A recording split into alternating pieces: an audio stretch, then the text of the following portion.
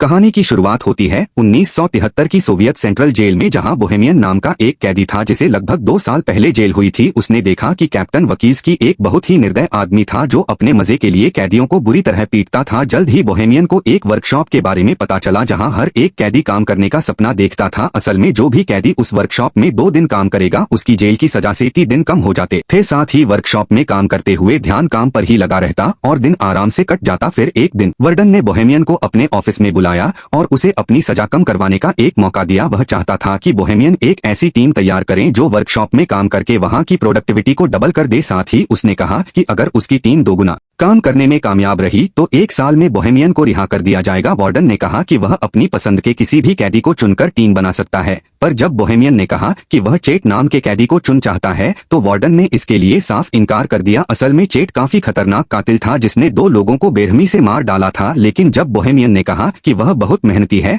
वह जरूरी है टीम के लिए, तो फिर वार्डन उसकी बात मान ही गया। आखिरकार बोहेमियन ने अपनी टीम बनाई जिसमें चेट, नीडल, बूढ़ा मास्टर और क्रेसी नाम के कैदी शामिल थे। बोहेमियन के दोस्त चेट से थोड़ा डर रहे थे तो बोहेमियन ने उन्हें समझाया कि चेट से बिना बात किए उसे बस अपना काम करने दो। असल में बोहेमियन और हैचे काफी अच्छे दोस्त थे क्योंकि कुछ समय पहले चेट ने बोहेमियन की जान बचाई थी। खैर जल्द ही उनकी टीम काम करने वर्कशॉप में आ पहुंची। वहां जाकर नीडल एक गार्ड को चिढ़ाने लगा जिससे गार्ड को बहुत गुस्सा आया, पर अभी वो नीडल को पीट नहीं सकता था क्योंकि उन्हें वर्कशॉप का बहुत जरूरी काम करना था। खैर फिर हम देखते हैं कि सभी कैदी काम करने की तैयारी कर रहे थे। कुछ देर बाद गार्ड ने वहां आकर सबको चॉकलेट्स दी क्योंकि उसकी पत्नी ने एक लड़के को जन्म दिया था। लेकिन बाद में कैप्टन ने गार्ड को चेतावनी देते हुए कैदियों से दूरी बनाकर रखने को कहा क्योंकि उनमें और जानवरों में कोई फर्क नहीं। अगर उन्हें लगा कि गार्ड नरम स्वभाव का है तो उसे कच्चा चबा जाएंगे। उधर बोहेमियन की टीम की मुसीबतों की शुरुआत हो गई थी जब हैट ने मशीन चालू करने से इनकार कर दिया। कैप्टन ने बोहेमियन को इशारा किया तो वह चेट के पास गया और तब चेट ने उसे बताया कि मशीन में एक कबूतर फंसा हुआ है।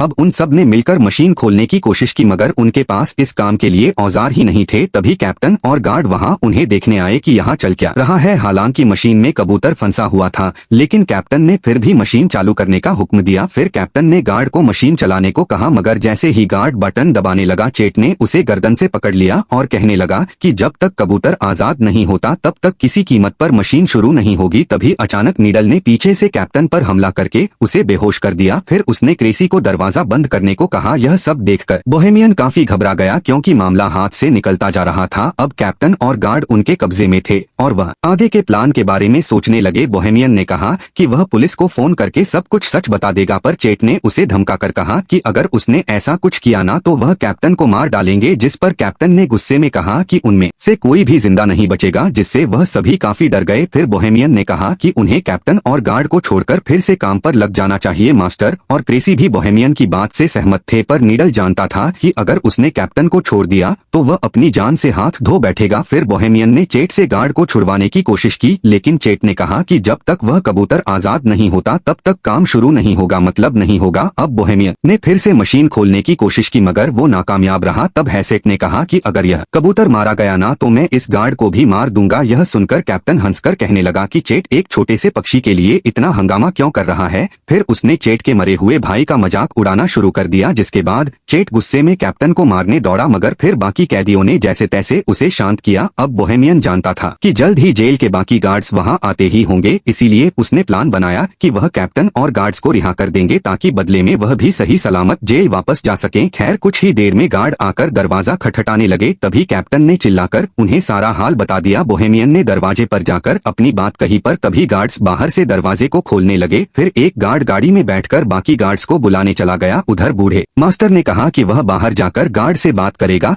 फिर वह हाथ खड़े करके दरवाजे से बाहर निकला तो एक गार्ड ने उस पर बंदूक तान दी। फिर अचानक उस गार्ड ने बिना किसी बात के ही गोली चला दी, जिससे मास्टर की मौके पर ही मौत हो गई। जब बोहेमियन और उसके साथियों को इसका पता चला तो बोहेमियन ने गुस्से में कंट्रोल यूनिट ही तोड़ डाला, जिससे दरवाजा फिर से बंद हो गया। फिर कुछ समय बाद जेल वार्डन और एम्बुलेंस वहां पहुंच गई। वार्डन ने कहा कि वह उन कैदियों से बात करके मामला सुलझाना चाहता है। वार्डन ने पुलिस वालों को दूर भेजने की कोशिश की ताकि कैदी डरकर कोई गलत कदम ना उठा ले, मगर पुलिस चीफ तो वहां से हिलने को तैयार ही नहीं था। उधर कैदियों की टोली अंदर ही फंसी हुई थी और उन्हें कुछ समझ नहीं आ रहा था कि क्या करें। फिर बोहेमियन ने कैप्टन को पानी पिलाया और कहा कि उन्हें दरवाजा खोलकर खुद को पुलिस के हवाले कर देना चाहिए, पर क्रेसी ने कहा कि उन सबका भी वही हाल होगा जो बूढ़े मास्टर का हुआ। तभी चेट ने भी धमकी देते हुए कहा कि अगर उनमें से किसी ने भी दरवाजा खोला तो वह गार्ड और कैप्टन को जान से मार देगा, फिर अपना अपना देख लेना तुम लोग। आखिरकार सबको समझ आ गया कि अगर उन्हें इस मुसीबत से जिंदा बचना है तो उन्हें उस कबूतर को जिंदा बाहर निकालना होगा। इधर पुलिस चीफ ने वार्डन से कहा कि उसे 1 घंटा दिया जाता है, उतने में मामला सुलझाना होगा, वरना फिर पुलिस को जबरदस्ती अंदर घुसना ही पड़ेगा। तब वार्डन ने एक माइक्रोफोन के जरिए कैदियों से बात की और उनसे कहा कि भाई देखो, कैप्टन और गार्ड को छोड़ दो, इसी में तुम्हारी भलाई है। वार्डन ने उन्हें विश्वास दिलाने की कोशिश की कि उन्हें कुछ भी नहीं किया जाएगा और इस हरकत को बस एक गलती मानकर भुला देंगे। तब बोहेमियन ने एक बार फिर से मशीन खोलने की कोशिश करने की सोची और साथ ही उसने कैप्टन से चाबी लेकर चेट को जंजीरों से रिहा कर दिया। जब नीडल ने इसका विरोध किया तो बोहेमियन ने कहा कि वह कबूतर को आजाद करके ही दरवाजा खोलकर खुद को पुलिस के हवाले करेंगे। इस बात से नीडल और बोहेमियन के बीच हाथ-पाई शुरू हो गई। नीडल एक औजार से बोहेमियन की जान लेने ही वाला था कि चेट ने उसे पीछे से उठाकर दीवार पर दे मारा। इसके बाद वह सब मशीन खोलने में जुट गए। फिर चेट ने अपनी बाजुओं के जोर से कुछ ही देर में ढक्कन खोल दिया, लेकिन अब भी एक और परत उतारने बाकी थी। उन्होंने देखा कि कबूतर अब भी जिंदा था। तब बोहेमियन ने हैच से पूछा कि वो एक कबूतर को बचाने के लिए इतना जोर क्यों दे रहा है।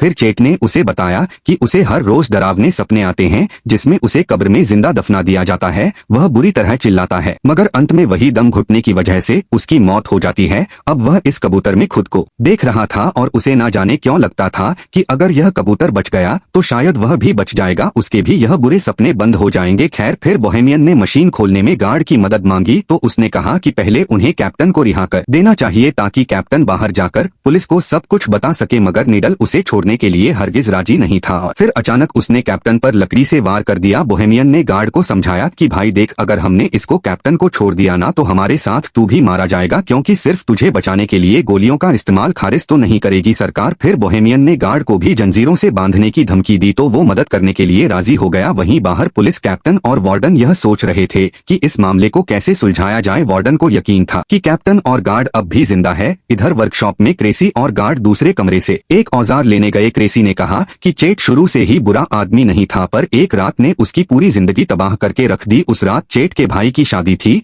और उसने बहुत ज्यादा शराब पी ली थी। जब हैच के भाई ने उसे रुकने को कहा तो नशे में हैच ने अपने भाई को ही मार डाला। जब उसके पिता ने उसे रोकने की कोशिश की तो हैच ने उनकी भी जान ले ली। कुछ देर बाद जब उसे होश आया तो उसने पछतावे में खुद को पुलिस के हवाले कर दिया। खैर, फिर सभी कैदी मशीन खोलने की कोशिश में जुट गए। तभी बाहर से वार्डन ने बोहेमियन को बात करने के लिए दरवाजे पर बुलाया। असल में उनकी मोहलत का 1 घंटा बीत चुका था, मगर बोहेमियन ने कहा कि उन्हें कबूतर को जिंदा बाहर निकालने के लिए 1 घंटे का समय तो और लगेगा। फिर वार्डन ने अंदर बंधे हुए कैप्टन से बात की तो उसने कहा कि यहाँ तो कोई कबूतर है ही नहीं और यह कैदी तो बस भागने का मौका ढूंढ रहे हैं। खैर, फिर वार्डन ने कहा कि उनके पास कैप्टन और गार्ड को रिहा करने के लिए 60 मिनट और हैं। फिर वार्डन ने बोहेमियन को याद दिलाया कि भाई क्यों पंगा ले रहा है अपनी जिंदगी के साथ, तुझे कहा तो था कि वर्कशॉप का काम पूरा होने पे 1 साल के अंदर यहाँ कर देंगे तुझे। लेकिन जब बाकी कैदियों ने ये बात सुनी तो उन्हें बहुत गुस्सा आया, क्योंकि इसका मतलब यह था कि बोहेमियन ने उन्हें अपने फायदे के लिए इस्तेमाल किया था। यह देखकर कैप्टन तो जोर जोर से हंसने लगा और बोहेमियन ने उसे मुक्का मार दिया। फिर वो कैप्टन को रिहा करने लगा तो नीडल ने उसका विरोध किया। तब बोहेमियन ने कहा कि वो सिर्फ कैप्टन को रिहा करेंगे और गार्ड को बंदी बनाकर रखेंगे। फिर जब बोहेमियन कैप्टन को लेकर बाहर आया तो अचानक पुलिस चीफ ने उन पर गोलियां चला दी। अब बोहेमियन तुरंत कैप्टन को वापस अंदर ले आया और मामला फिर बिगड़ गया। इधर बाहर वार्डन ने गुस्से में पुलिस चीफ के मुंह पर मुक्का मारा, पर चीफ ने कहा कि क्या हो गया भाई, उनका समय खत्म हो गया है, बाहर निकालना चाहिए हमारे सोल्जर को। तभी वहां एक ट्रक में कई सिपाही आ पहुंचे। वहीं दूसरी ओर सभी कैदी मशीन के ढक्कन में छेद करने में कामयाब रहे। फिर बोहेमियन ने उसमें अपना हाथ डालकर कबूतर को बाहर निकालने की कोशिश की, मगर वो उसके हाथ नहीं लगा। नीडल ने तो ग्राइंडर की मदद से ढक्कन को काटने की भी कोशिश की, लेकिन कोई फायदा नहीं हुआ। आखिरकार उन्होंने एक और छेद करने का फैसला किया, मगर उनके पास जरूरत के औजार नहीं थे। तब बोहेमियन ने कैप्टन से औजारों वाले कमरे की चाबी ले ली। वहीं बाहर सिपाहियों ने वर्कशॉप के ऊपर धावा बोलने की तैयारी कर ली थी। अंदर कैदी वेल्डिंग मशीन से लोहा पिघलाने में लगे थे, मगर उन्हें मशीन चलानी ही नहीं आती थी। तब कैप्टन उनकी मदद के लिए आगे आया। इधर कैप्टन लोहा बिखरे सिपाहियों ने दरवाजे पर बॉम्ब फोड़ने की तैयारी कर ली। आखिरकार कैदी मशीन खोलने में कामयाब रहे, मगर वह कबूतर तो वहां से उड़ना ही नहीं चाहता था। तभी कैप्टन ने अपनी बंदूक निकालकर कैदियों पर तान दी, लेकिन अचानक चेट ने कूदकर उसकी गर्दन पकड़ ली। फिर चेट ने उसका सर कुचलकर उसे बेरहमी से मार डाला और यह देखकर गार्ड की तो सिट्टी पिट्टी घूम हो गई। इसके बाद चेट ने कबूतर को बाहर निकाला और उसे पानी से साफ किया। तभी अचानक दरवाजे पर जबरदस्त धमाका हुआ और कई सिपाही अंदर घुस आए। सभी कैदी डरकर जमीन पर लेट गए, मगर चेट खड़ा हुआ और उसने कबूतर को हवा में उड़ा दिया। तभी पुलिस चीफ ने गोली चलाने का हुक्म दिया और इस वारदात के बाद हैच की मौके पर ही मौत हो गई। लेकिन बाकी कैदी जमीन पर लेटे हुए ही कबूतर के आजाद होने की खुशी मनाने लगे। पुलिस चीफ ने उन्हें भी मारने की कोशिश की, मगर पीछे से गार्ड ने उसे रोक दिया। गार्ड ने झूठ कह दिया कि हैचर ने उन सबको बंदी बना रखा था और इसी वजह से कैदियों को बिना किसी सजा के वापस जेल भेज दिया गया। बोहेमियन और उसकी टीम के लिए चेट हीरो बन गया और वहीं कबूतर को आजाद करते ही चेट की जिंदगी का मकसद पूरा हो गया और वह चल बसा। तो क्या आपके हिसाब से हैच ने सही किया? कमेंट्स में जरूर बताना। मिलते हैं अगली वीडियो में।